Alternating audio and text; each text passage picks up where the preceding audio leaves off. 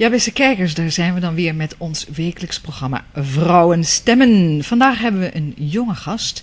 Ze heet Sara McCafferty. Ze is 32 jaar oud. Ze heeft een lange tijd in Nieuw-Zeeland geleefd. Daar is ze geboren en half haar leven in Australië. En haar status is, she is a songwriter singing her life's songs. Sing her life songs, that's it. En ze is in Nederland. We doen het gesprek in het Engels. Hello, Sarah. Hi. Hi. Why did you choose to become a singer? When did you choose? Oh, wow. Or was it not a choice? I don't think, well, I think we all have choices, but I was in quite a musical family. I grew up with quite a musical family. My mother plays guitar. Mm-hmm. And maybe it started earlier, like as early as kindergarten. Because, before that, it started in your mother's womb? Probably, yeah. Yes. Yeah, that's true. Many parties and singing, and I was going, what's that? I like that. You were kicking inside. Yeah. Oh, this is the life. For sure, yeah. Okay.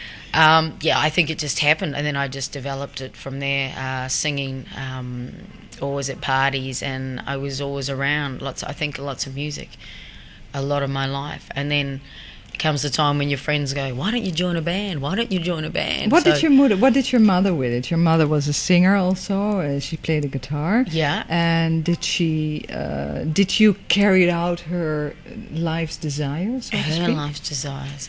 Well, at one stage she was asked to be in a trio, and I remember, I think she said she couldn't do it because I think in those days, I think she really wanted to, but I think in those days, musicians, that is just not a real job, being a musician, or it was not looked at as it's still, a lot of people don't look at it as a real job. If you want to do it for a profession and get paid, like if you want to do that instead of going to school, that's like, oh no, it's you have to do something academic, you know.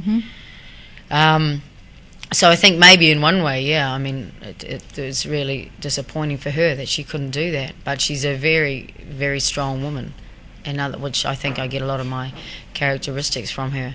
And she also travelled very young, and she was a kindergarten teacher for many years. Yeah. And now she still actually looks after children, which I really admire her for.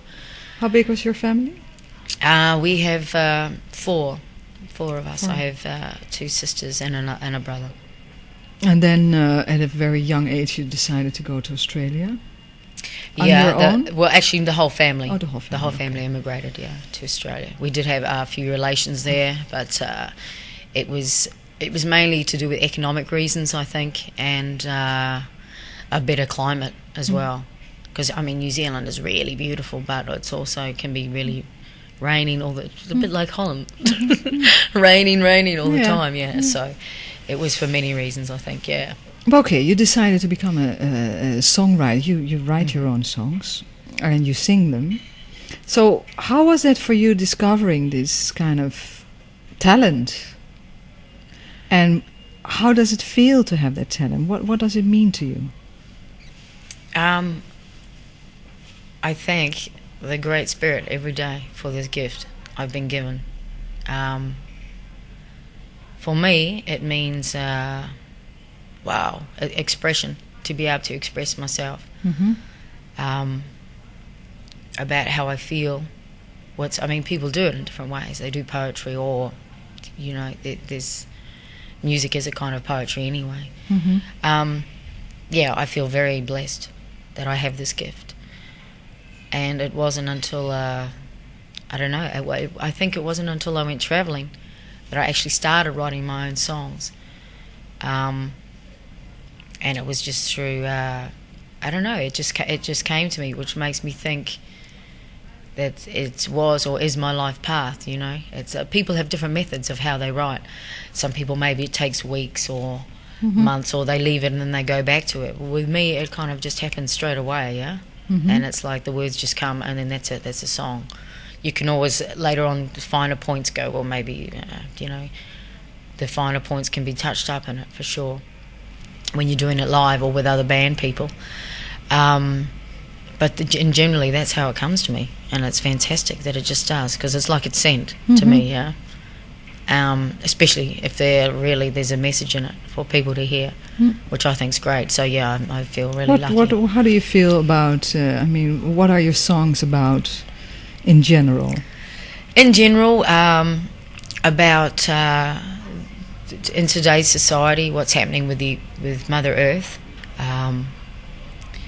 How I'm trying to get people to kind of think about it. It's not to actually preach to people because, and I don't want to be pessimistic, but I think my sort of songs probably will not get on the radio because some of them are too political as well, and people actually don't want to know the truth.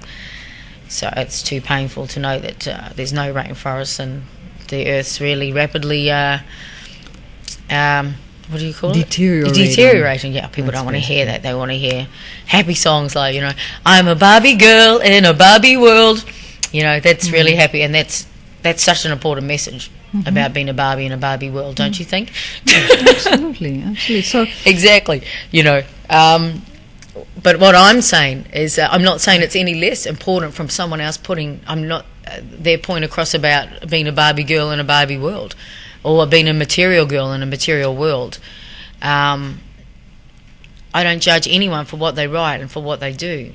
But it means to come back to it. I mean, it means that from a young age on, you must have felt quite.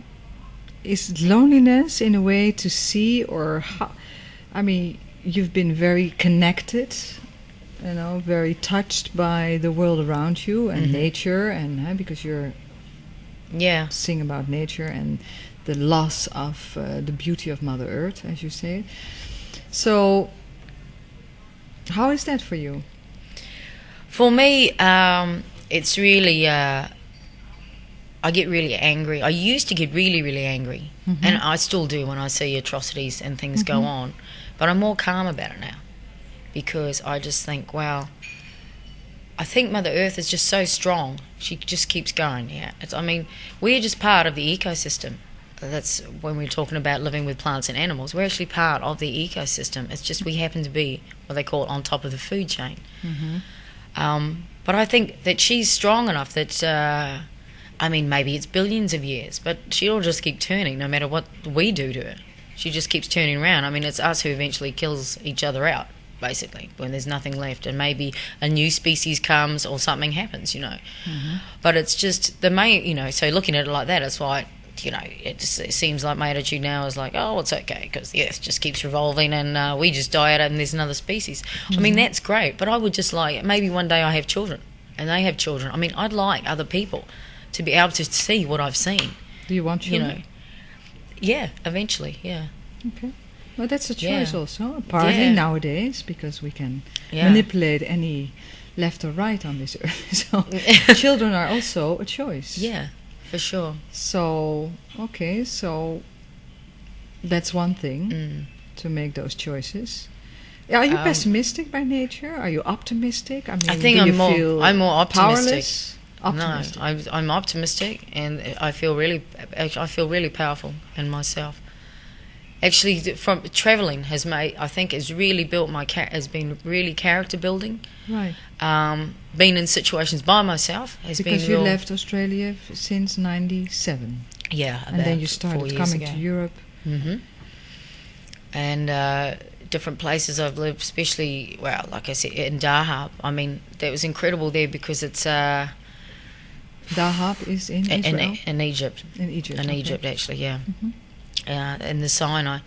But, there's a lot of tourism, and it's not like, you can go out and meet the Bedouins, actually.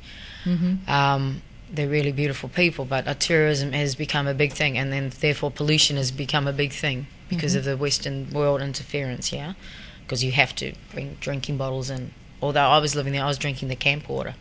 And most people just said, oh, we don't drink the camp water. And I just said, it's fine, unless my immune system's strong or, I just thought, So what do you think about the fact, for example, in the Sinai, near the coast, everybody's diving?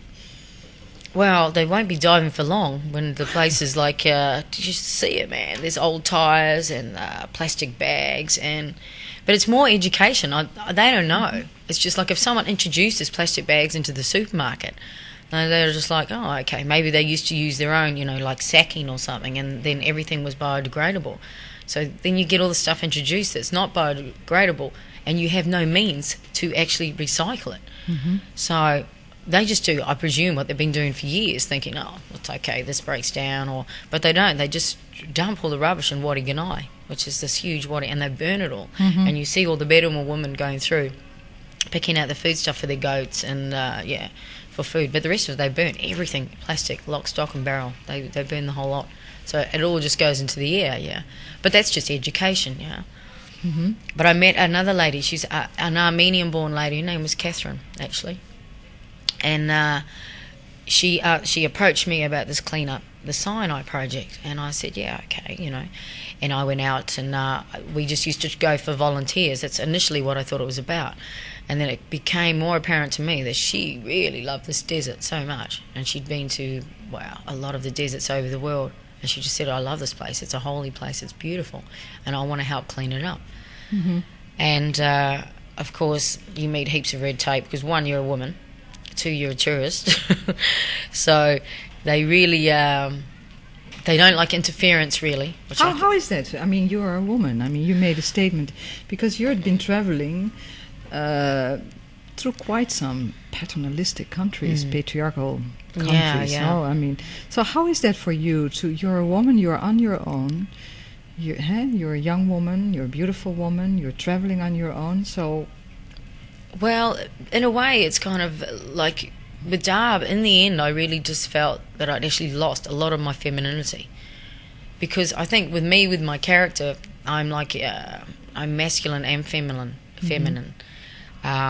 Which is always good to have because it's, I don't know, there's a strength that males have that people will go, oh, okay, and won't really intimidate or whatever, or they know, they just won't come near you, So you if you're traveling, what you say is when you're traveling, you put on much more of your masculine side. Probably, and kind of push the feminine a little bit beside because that might be more dangerous. Because to let her flow. It's like in any country, if you travel and you look like you're really scared or whatever, I mean, you're just a target, you kind of attract it. If you put that out, fear, you kind of attract those sort of people that will maybe hassle you, or even though it's for me, I used to walk around at 4 in the morning. It's perfectly safe because it's a Muslim country like that. But you wouldn't do it in some cities, be walking around as a woman by yourself with a backpack or whatever. But I found it does kind of break you down in the end. Why? Losing your femininity because you have to wear, I mean, it's out of respect as well. I can't go there and change people's traditions overnight. I mean, you're fully clothed, you try and wear long pants all the time, you don't wear any makeup. Although, I mean, I haven't actually, I can go days without wearing makeup, and then I go through phases that, maybe I want to wear makeup when I do want to dress up and go out and, But it starts to wear you down because, you continually get asked the same questions by men. The Egyptian man, where you go, where you from. In the end, I just used to come up with, where you go. I used to go anywhere I like. Where are you from? My mother. Or the universe or something like that. I just used to come up with other answers, because you just get sick of getting asked the same questions, And even when you live there for 4 months for a long time, they recognise you. It's a small town.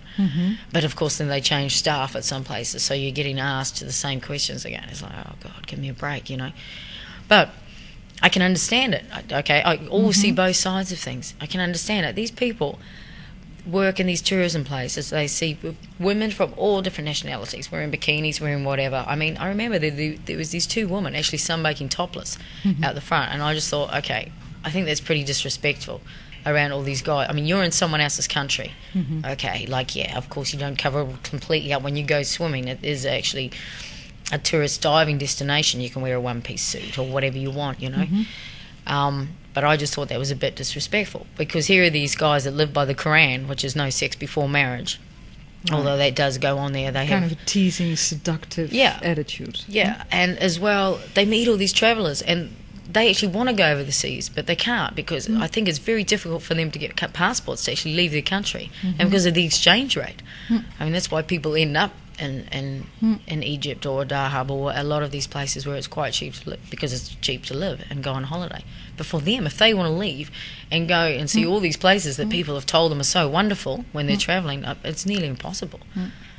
For them, So you worked there for a while, you spent 4 months there, and you start helping this cleaning up of the desert, of the desert. With this woman. But I mean, she had a plan to get actually volunteers, students from Europe to come over, sponsored by the Hilton, and all of this going on. But I think in the end it was just too much, because she was actually Armenian born, so she kind of knew the mentality of the man. She was a really strong woman, okay, but it got to her in the end. And she just, one night she flipped out, screaming. And I just thought, whoa. I mean, I was quite calm about the whole thing, but she'd grown up with that mentality, of the men. And so she just said, no, I can't handle this. She ended up coming back to Holland. And then I'm not sure where she is now.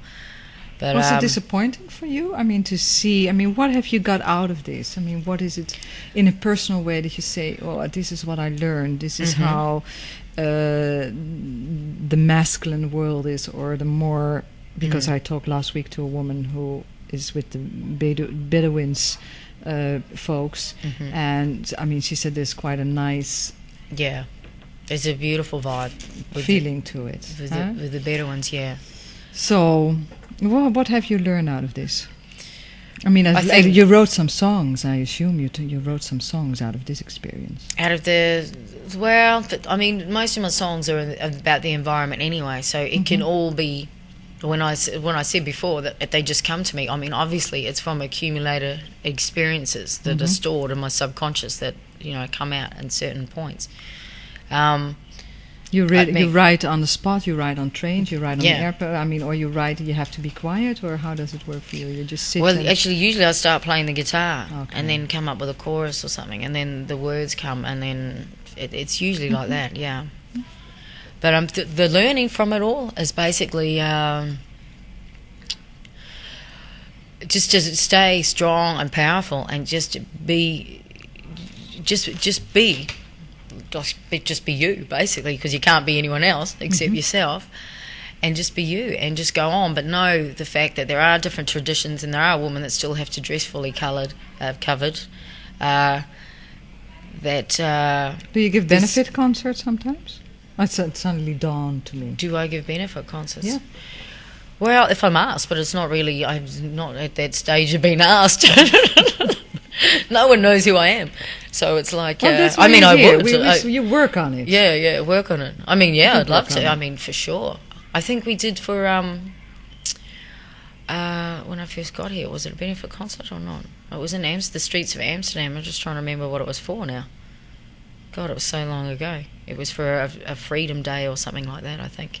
Do you have any vision about where your future is going, in that sense? I mean, you are a singer by heart, by nature. That's it.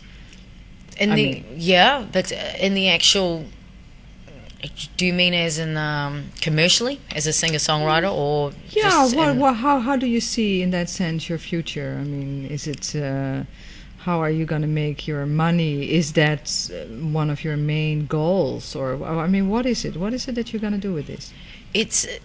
With singer-songwriting, well, it's not, I mean, I just love to do it, okay? I love to do it, I love to play. And it actually is not about the money, because I think if you go out there and focus money, it doesn't come to you, number one. And two, it just takes away all the beauty of what you're doing, and getting the message across. Like the songs I do, like I don't expect lots of people to listen to them. Maybe it's not their style, or maybe... what this woman's going on about the earth, we don't want to know about it. There's going to be all these reactions, but somewhere out there, I'm sure someone is going to relate to them and like the music. I mean, it's not about getting record contracts, because even I don't think, I just listen to what's on the radio today, and a lot of it's these playlists that they have.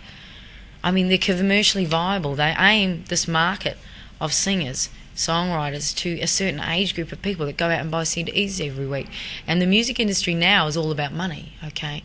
So I think a lot of people that genuinely started out with this beautiful music and were like, wow, maybe if they were discovered, or actually, I can't say didn't work very hard, and because everyone works really hard usually to get to that stage. But some people, they're right place, the right time. They go, wow. But usually if someone picks them up, a producer or something, it's ching dollar signs in their eyes going, wow, I can market you. And it's all about timing. I can market you because this is the right time, because maybe there's a lot of female singer-songwriters coming out of the woodwork now. So, yeah, that's great. We get you. And everyone jumps on the bandwagon. Like, you know, if you notice with music, it all goes through phases. And being a troubadour in your life? A troubadour? A troubadour. A troubadour is just a woman who sings with her guitar. With her guitar, she goes where I mean, she goes, and that's what I love, actually. You know, you kind of raise up your hands to the universe and say, what falls in, falls in. And it's fine with me. Yeah, actually, that's what I love. I mean, because that's the most when I really learn is actually like playing on the street. I mean, you meet beautiful people when you do that, just playing on the street. I mean, that's how I got to learn half the cover songs. If I do cover songs, you know, people coming up, you know, I was busking saying, oh, you know, do you know this one, do you know that one, and you know, then just accumulate the different knowledge. I've had many guitar teachers, but basically I've taught myself. But you just take knowledge, little bits of knowledge from everyone that wants to offer it to you, you know, which is great. But there's no pressure when you do that, of course. But then you reach less people, but maybe you don't reach less people. I mean, maybe it goes out into the cosmos and someone picks it up anyway. I mean, but of course exposure is a better way to get your music heard, of course. But then, are people listening to it? Project your dreams clearly, girl. Yeah. That's all it takes. Yeah. Project your dreams clearly.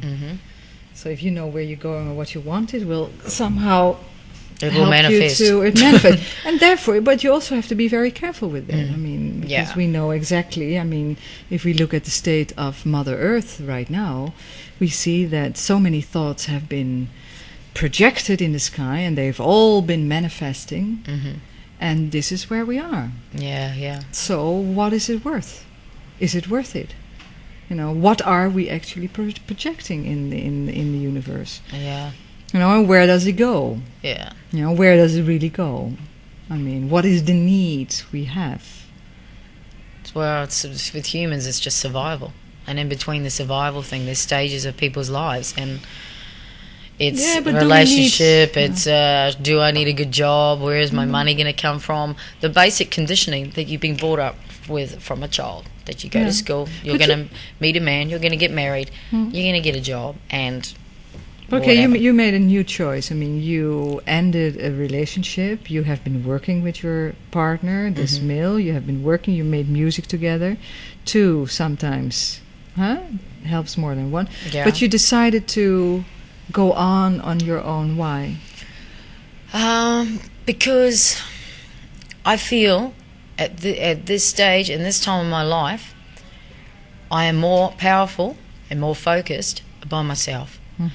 Which doesn't mean I'm going to be alone for the rest of my life, you know.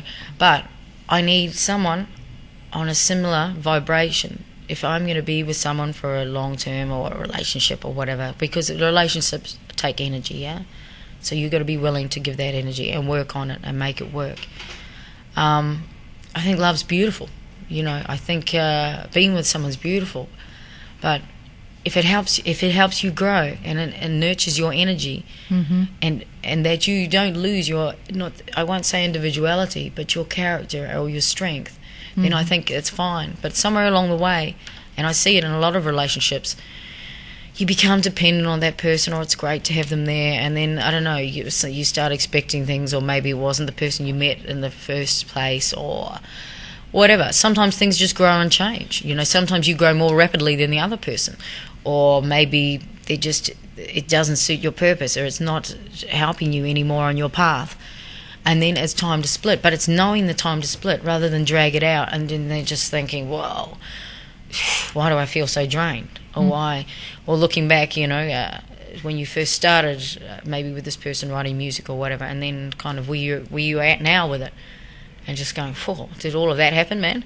You know, like knowing you haven't really changed. I mean, I'm still the same woman, but you know, I've just been for me, and I will say this to all women, okay, and this is just an advice, no one has to take this, that once in a while you have to get away and just be with you alone and with your own thoughts, yeah?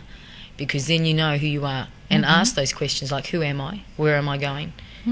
And you have to be alone with your own thoughts, because when you're with someone as well, and watch your thoughts change, watch how you feel about different things, because when you're with someone for a while as well, you'll notice you actually start going into their thought pattern unconsciously. It depends on who you are. Yeah, it depends on who you are. Right.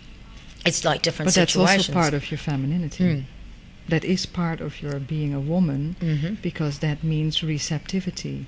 Yeah, and sure. being receptive means that you draw a lot of energy towards yourself, maybe not completely from you. No, I have to find a balance in there. Yeah, it is all about balance, for sure, yeah. But anyway, you made a choice right now to focus the energy towards yourself and expand or explore more of that, your own being. You know, that is the time for you right now. Yeah, sure. I mean, intuition is a big thing as well, you know. Like sometimes you feel I'm not talking about relationships now. I mean, it could cover everything and anything. Okay, what do you think about that? But the intuition that most people have, but women are very intuitive as well. More so than men, because I think men are a little bit more analytical. Okay, many people might disagree. It's just my opinion. But we're so intuitive, and yet we don't sometimes, and I've done it too, you know.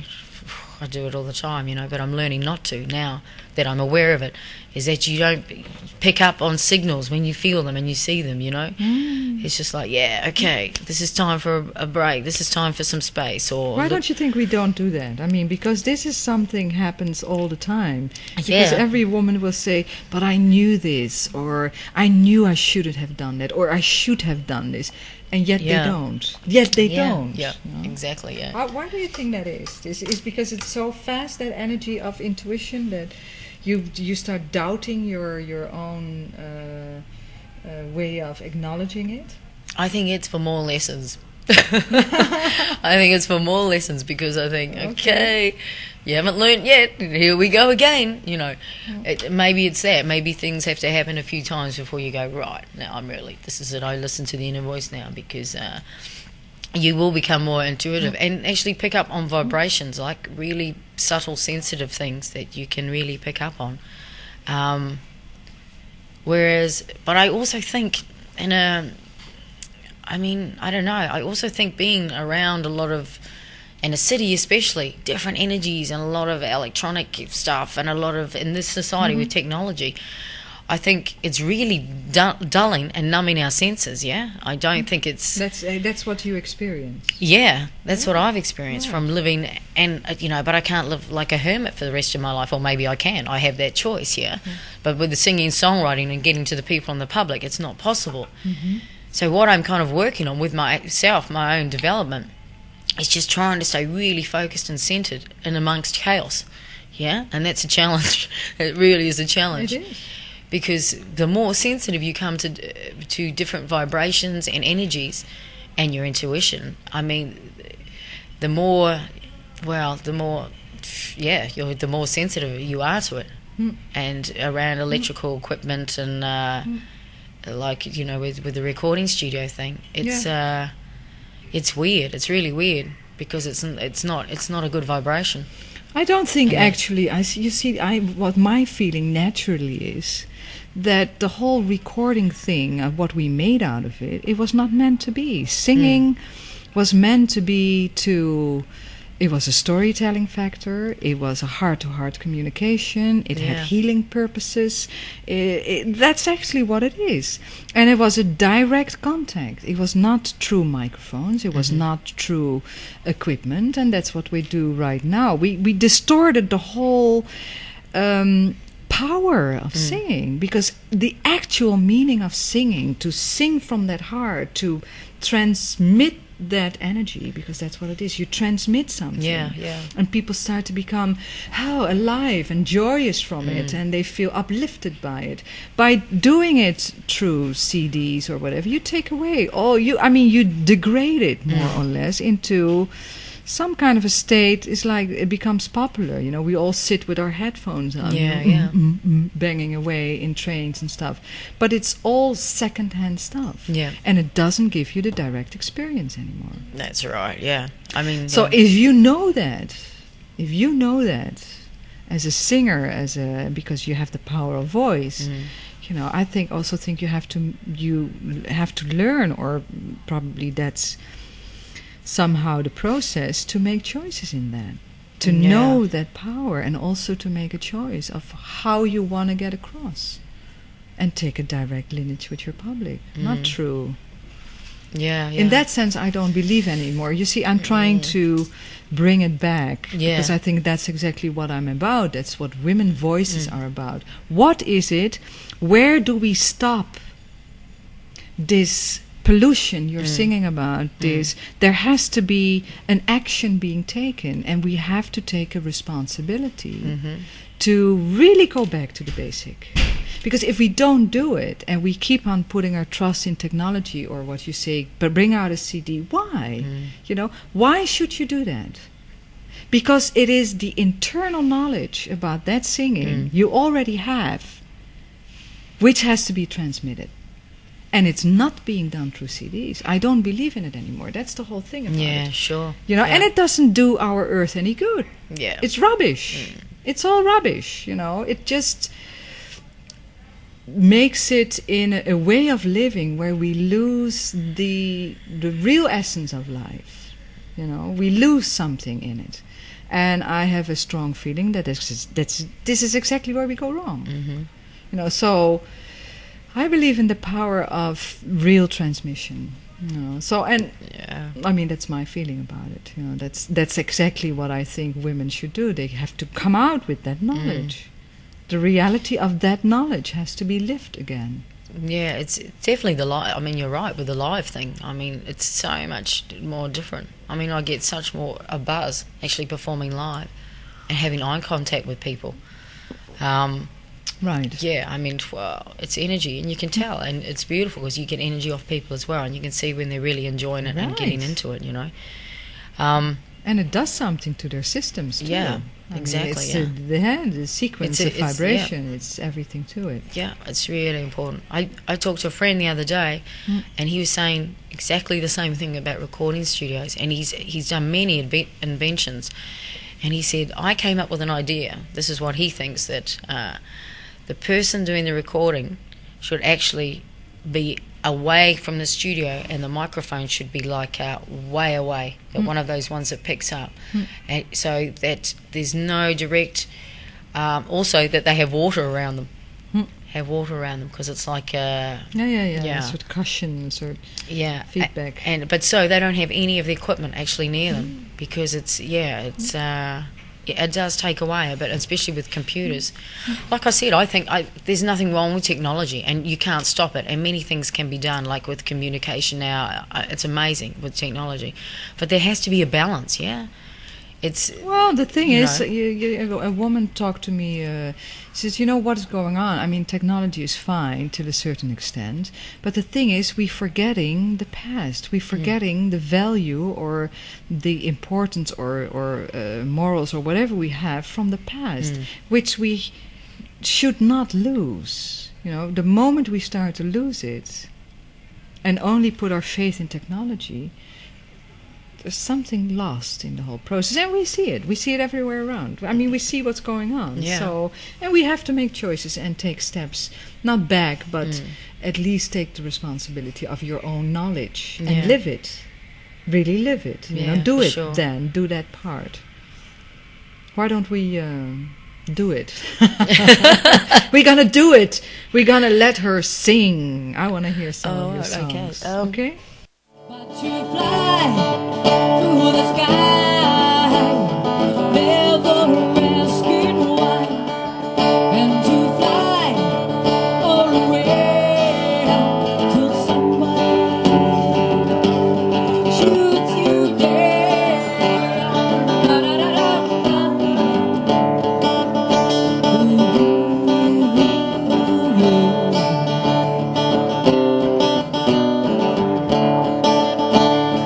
There is a man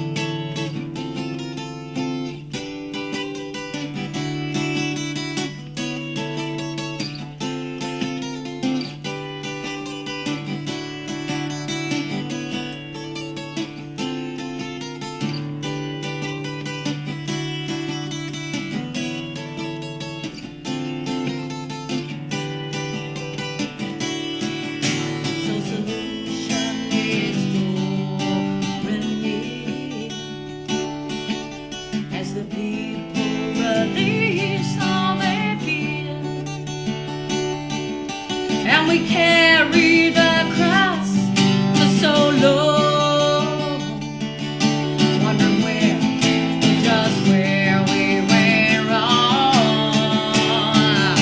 But we're just a time in space. Yeah, we're all just a space in time. But we're all just a time in space. And we're all just a space in time. A little space in time. A little space, a little space. Angels cried and the people sang. Everyone knew time had begun. It was time to look, not time to hide. Dear the mysteries deep inside. Take off the masks and shed the veils. Yes, then you know love prevails. It's your own journey, your own destiny. You make the choice for humanity. Air my breath, fire my spirit, earth my body, and water my blood. Air my breath, fire my spirit, earth my body, and water my blood. The race is run, the rats are loose. Time to get free from the noose. You're the artist, yes, you're the dream. Time to wake up, let me hear you scream. That you're awake, that you're aware. Tell me that you really care. My breath, fire my spirit, earth my body, and water my blood. Air my breath, fire my spirit, earth my body, and water my blood.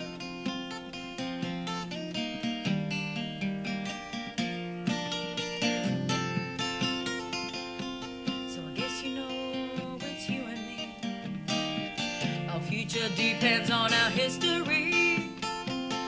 Blues or pop, or rap or soul, house or trance or rock and roll. Yeah, reggae, jazz, alternative. The world music, they got lots to give. If there's a message and it's crystal clear, don't pretend that you don't hear. Air my breath, fire my spirit, earth my body, and water my blood. Air my breath, fire my spirit, earth my body, and water my blood. Air my breath, fire my spirit, earth my body, and water my blood. Air my breath, fire my spirit, earth my body, water my blood.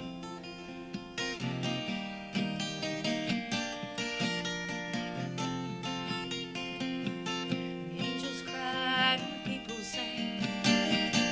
Everyone knew time had begun. It was time to look, not time to hide.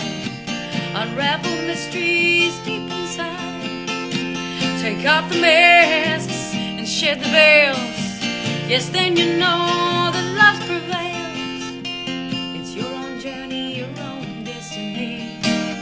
You make the choice for humanity. Air my breath, fire my spirit, earth my body, and water my blood. Air my breath, fire my spirit, earth my body, and water my blood.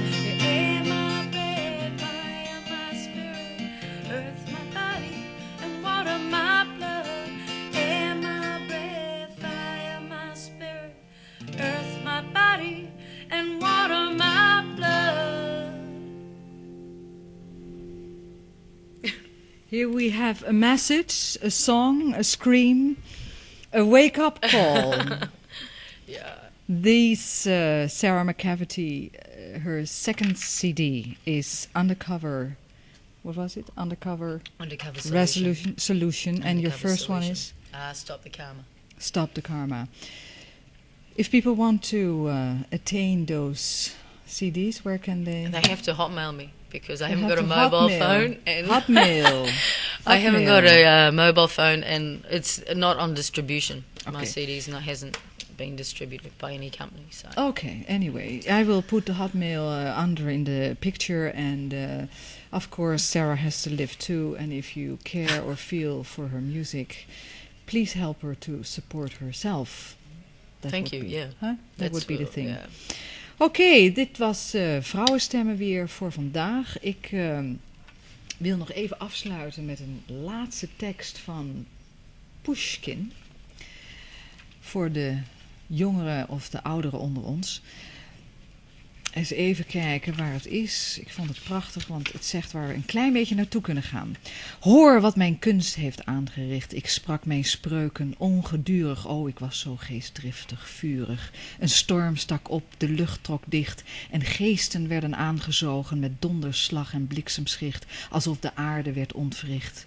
Opeens stond daar voor mijn gezicht een oude vrouw, aftans, gebogen, met ingevallen, vale ogen, een bochelrug, stram van de jicht. Ach, het was Naina, uitgeschakeld als schoonheid, tragisch afgetakeld.